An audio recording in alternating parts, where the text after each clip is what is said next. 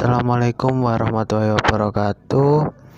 Di sini kami adalah kelompok 3 yang akan membahas tentang desain manajemen jaringan yang bertemakan Internet Protokol atau IP. Kelompok 3 ini terdiri dari 5 anggota. Yang pertama saya sendiri sebagai ketua. Nama saya Krisna Adiwinata, dan yang kedua Endah Widya Palupi, yang ketiga adalah Jauza Eka Sinta Putri, yang keempat Eriawan Dharma Santosa, yang kelima Rindia Ayu Nurfiana. Dalam presentasi kali ini kami berlima akan menggunakan cara presentasi bergilir yang dibawakan oleh 5 penyaji dan diawiti dari penyaji pertama sampai penyaji kelima nanti. Ya, kita langsung saja presentasi dari penyaji pertama, dipersilahkan. Ya, Assalamualaikum warahmatullahi wabarakatuh. Perkenalkan, nama saya Eriawan Dharma Santosa, NIM 1904411001044. Ya, saya di sini bertugas sebagai penyaji pertama. Langsung saja, saya akan menjelaskan apa itu IP address atau Internet Protocol Address. Ya, Internet Protocol Address itu merupakan sebuah alamat unik yang dimiliki oleh setiap komputer yang terhubung ke dalam suatu jaringan komputer. Nah, Internet Protocol Address itu merupakan kombinasi angka unik yang ditetapkan untuk mengidentifikasikan suatu host di suatu jaringan agar bisa berkomunikasi satu sama lain. Nah, selanjutnya yaitu Transmission Control Protocol atau Internet Protocol. Itu merupakan cara standar untuk memaketkan dan mengalamatkan suatu data sehingga data itu bisa dikirim pada komputer terdekat atau bisa juga di seluruh dunia dalam waktu yang cepat, efisien, tanpa adanya kerusakan atau hilangnya suatu data. Nah, selanjutnya yaitu tujuan dari Internet Protocol Address. Nah, tujuan utamanya adalah untuk menyediakan suatu protokol yang menjadi patokan standar umum bagi hubungan komunikasi antar komputer dan jaringan yang sifatnya berstandar umum, bebas, terbuka, dan serta tidak dikomersialkan oleh suatu perusahaan tertentu. Nah, selanjutnya yaitu tujuan dari IP address atau Internet Protocol Address. Yang pertama itu melakukan atau mendeteksi koneksi fisik internet. Nah, selanjutnya yaitu melakukan metode handshaking atau berjabat tangan. Selanjutnya yaitu melakukan negosiasi berbagai macam karakteristik suatu hubungan.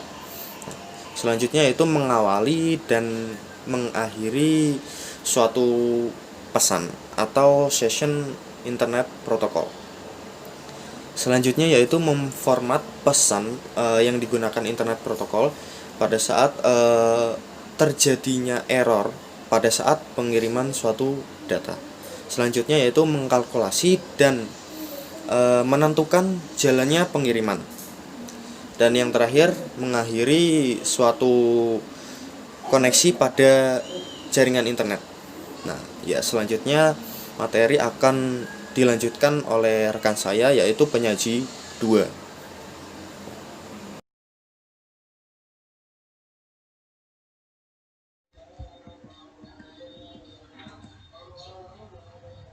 Assalamualaikum warahmatullahi wabarakatuh. Perkenalkan, nama saya Jauza Eka Sinta Putri, NIM 106.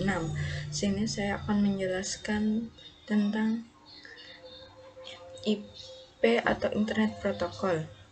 Itu jenis-jenis IP address. Yang pertama yaitu IP address versi 4, atau Internet Protocol versi 4 merupakan alamat IP yang terdiri dari 32 bit yang dibagi menjadi 4 segmen berukuran 8 bit. Kedua, IP versi 6 Internet Protokol versi 6 merupakan alamat IP yang terdiri dari 128 bit.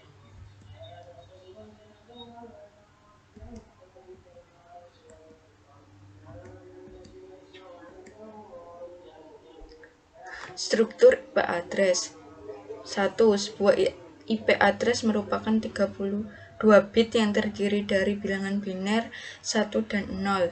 2. 8 bit biner dikonversi menjadi desimal. 3. Agar IP address mudah digunakan, maka ditulis dalam 4 bilangan desimal yang dipisahkan dengan tanda titik. Seperti contoh gambar di bawah.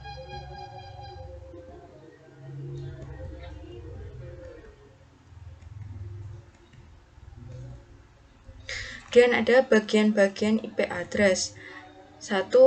Network ID mengidentifikasi jaringan tempat host terhubung dari bit-bit bagian kiri dan dalam satu jaringan. Net ID untuk semua host yaitu sama. 2. Host ID mengidentifikasi host tersebut secara individu dari bit-bit rekanan dan harus berbeda setiap host dalam satu jaringan. Seperti contoh gambar di bawah. Assalamualaikum warahmatullahi wabarakatuh. Nah, di sini saya sebagai penyaji 3, nama saya Rindia Ayunurfiana, NIM 150 akan menjelaskan kelanjutan dari presentasi penyaji 2. Yaitu yang pertama saya akan menjelaskan contoh kelas IP address. Berikut adalah gambar dari kelas IP address, gambar 2.2.6, bisa dilihat sendiri. Nah, untuk yang kelas A, pada kelas A, ada 8 bit pertama itu adalah network ID, dan 24 bit selanjutnya adalah host ID. Kelas A memiliki network ID dari 1 sampai 126 oktat pertama DEC. Yang kemudian pada kelas B, terdapat 16 bit pertama adalah network ID, dan 16 bit selanjutnya adalah host ID, di mana kelas B memiliki network ID dari 128 sampai 191. Yang ketiga ada kelas C. Nah, pada kelas C ini 24 bit pertamanya adalah network ID, sedangkan pada 8 bit selanjutnya adalah host ID. Kelas C memiliki network ID dari 192 sampai 223. Nah, di sini pada kelas D dan kelas E tidak terdapat jumlah network ID serta jumlah mask host atau net hostnya dan default subnet masknya pada gambar. Jadi saya akan menjelaskan tentang IP kelas D. Pada kelas D itu digunakan untuk multicasting. Jadi, multicasting itu yaitu penggunaan aplikasi secara bersama-sama oleh beberapa komputer, dan IP yang bisa digunakan adalah 224 sampai 239 oktat pertama DEC-nya. Yang terakhir pada kelas E. Nah, yang kelas E ini memiliki range 240 sampai 247. Nah, IP ini digunakan untuk eksperimen yang dipersiapkan untuk penggunaan IP address di masa yang akan datang. Next, selanjutnya saya akan menjelaskan tentang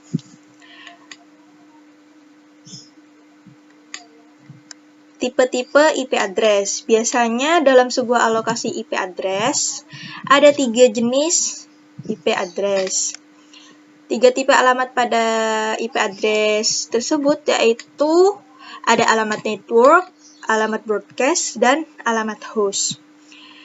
Nah, untuk alamat network sendiri atau network address, IP yaitu adalah IP address yang merepresentasikan alamat sebuah network Dan kemudian semua host dalam satu network memiliki network address yang sama. Network address merupakan IP pertama atau Internet Protocol pertama dalam sebuah subnet IP. Yang kedua ada alamat broadcast atau broadcast address, di mana jenis IP address ini digunakan untuk mengirim data ke semua host yang masih berada dalam satu network. Broadcast address adalah Internet Protocol terakhir dalam sebuah subnet IP. Yang ketiga ada alamat host. Alamat host atau host address ini dapat dipasang ke sebuah perangkat jaringan seperti komputer atau router agar dapat saling interkoneksi. Host IP ini sangat sifatnya unik.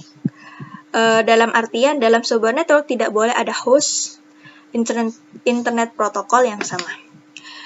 Nah, jadi kalau dijelaskan bisa disimpulkan dari network address, broadcast address, host address dalam penggunaannya.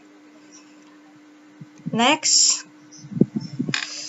Berikut gambar 2.2.7 yang menjelaskan tentang tipe IP address-nya. Yang terakhir, saya akan menjelaskan contoh protokol dan layanan yang berhubungan dengan Internet Protokol. Yang pertama ada Telnet, yang merupakan protokol emulasi terminal jarak jauh yang memungkinkan klien untuk login ke host jarak jauh pada jaringan. Yang kedua ada FTP atau File Transfer Protocol, yaitu File Transfer Protocol merupakan transfer file yang memungkinkan pemakai atau user untuk memindahkan file-file antar host. Yang ketiga ada Network File System atau NFS. Network File System ini merupakan pelayanan akses file-file jarak jauh yang memungkinkan klien untuk mengakses file-file pada host jarak jauh walaupun file tersebut disimpan secara lokal. Selanjutnya contoh protokol dan layanan lainnya akan dijelaskan oleh penyaji 4. Sekian dari saya. Wassalamualaikum warahmatullahi wabarakatuh. Baik, selanjutnya saya akan menjelaskan lanjutan dari contoh protokol dan layanan yang berhubungan dengan TCP atau IP. Sebelumnya perkenalkan dahulu, nama saya Enda Wida Palupi dengan NIM 89 sebagai penyaji keempat. Simple Network Management Protocol atau SNMP. Simple Network Management Protocol itu digunakan untuk mengatur peralatan jaringan dari jarak jauh. Yang kelima, ada Simple Mail Transfer Protocol atau SMTP. Simple Mail Transfer Protocol digunakan untuk menerapkan sistem elektronik mail. Yang keenam, ada Domain Name System atau DNS. Domain Name System ini memasang wajah yang ramah pada jaringan dengan memberi nama-nama yang berarti pada komputer.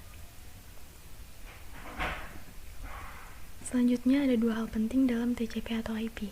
Yang pertama, komponen-komponen penting yang ada pada protokol TCP/IP, yaitu yang pertama ada address atau IP address.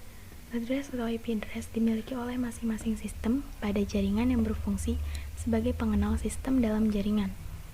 Address atau alamat ini merupakan kombinasi unik angka 32 bit yang biasanya dipecah-pecah menjadi 4 angka 8 bit dan dipisahkan oleh tanda titik. Ini biasanya kita temui pada modem router WiFi, di bawahnya modemnya itu ada kayak 192.168 kayak gitu. B. Routing. Routing adalah alat yang berfungsi membaca logical addressing dan mengarahkan data menyeberangi sebuah jaringan. Selanjutnya ada name service. Name service atau yang disebut juga name resolution adalah istilah yang digunakan sistem jaringan untuk menukar IP address dalam bentuk angka. Misalnya, seperti yang saya bilang, ini misalnya 22.128.80.10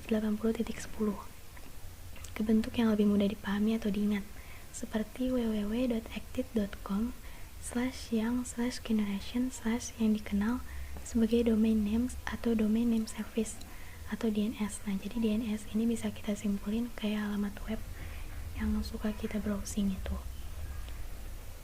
Yang dia ada error checking and flow control. Error checking and flow control ini digunakan untuk memastikan ketepatan dan kualitas data yang ditransfer melalui jaringan. Yang E ada application support. Nah, application support ini merupakan sistem protokol jaringan perlu menyediakan antarmuka atau interface untuk aplikasi pada komputer untuk mengizinkan mengakses ke jaringan. Dalam TCP atau IP antarmuka, dari jaringan ke aplikasi dalam sebuah komputer dilewatkan melalui sebuah sistem logika atau yang disebut port. Nah, port ini adalah saluran logika atau logik di dalam sebuah komputer yang mengizinkan data dari sebuah aplikasi keluar ataupun masuk melalui port tersebut. Ya, di sini saya akan menjelaskan tentang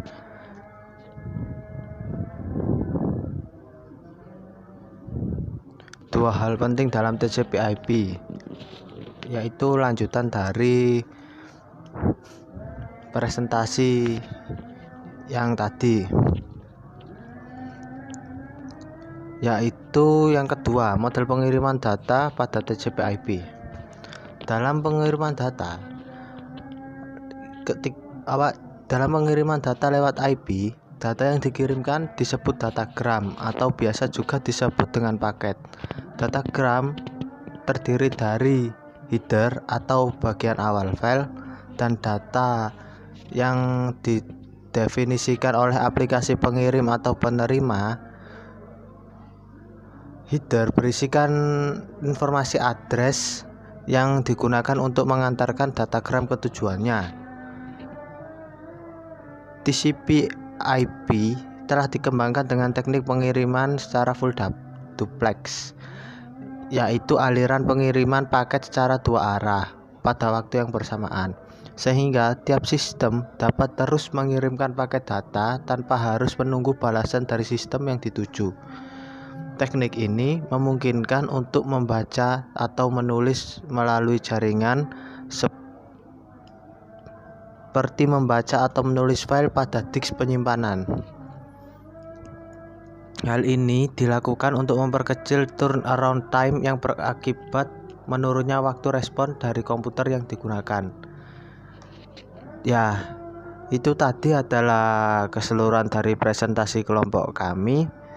Dan untuk bahan yang kami ambil di presentasi kami adalah ini,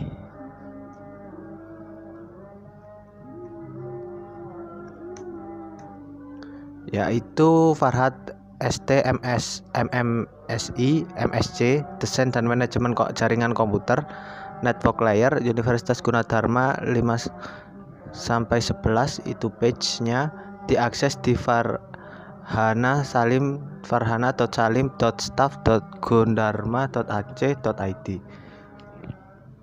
Untuk linknya adalah ini, dan juga dari Mikrotik. Ya, sekianlah presentasi dari kami. Jika apabila ada salah kata atau salah pengucapan, kami mohon maaf sebenar-benarnya. Terima kasih. Wassalamualaikum warahmatullahi wabarakatuh.